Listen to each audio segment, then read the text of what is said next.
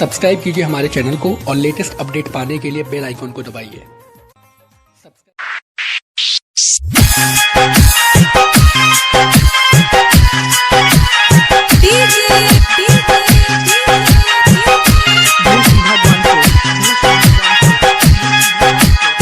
शहीदन के याद कइके आवेला रुआई,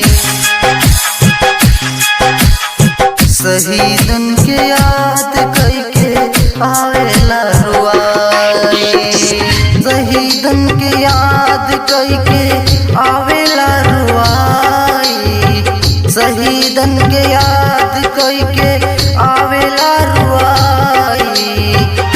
तेली रतिया में आवे ना भाई, तेली रतिया में आवे ना भाई, शहीदन के याद कइके आवेला रुआई।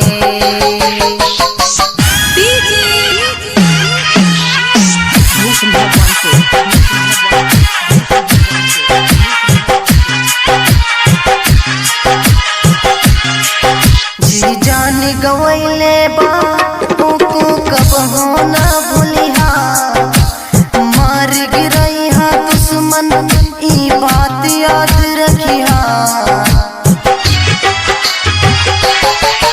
जी जान गवैले बा ओका कबहू ना भूलिहा, मार गिरैहा दुश्मन ई बात याद रखिहा, मार गिरैहा दुश्मन ई बात याद रखिहा।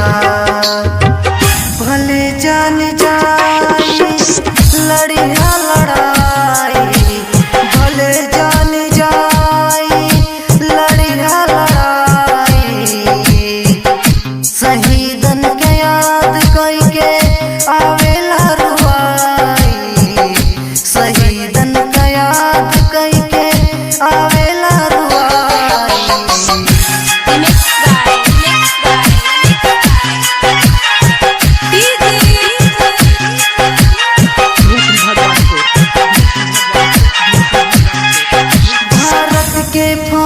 भाई के दिल बहुत बड़ा होला, बरसों से देश की रक्षा बसी है करती हमें।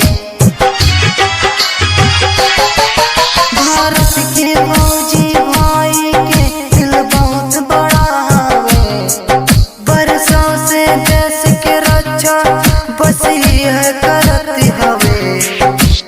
यही बात के जानी अभी भुलाई है, ये जंग नहीं आसान इस